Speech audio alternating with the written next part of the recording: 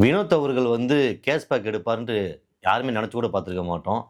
ஏன்னா, அவரு தான் வோட் லிஸ்ட்ல வந்து லீடிங்ல இருந்தாரு. அவரு தான் கப்படிக்க போறாருன்ட்டு எல்லாருமே அப்படிதான் நினைச்சுட்டு இருந்தாங்க. நெறைய நெறைய ஓட்டுகள் வந்து அந்த அளவுக்கு தான் இருந்துச்சு.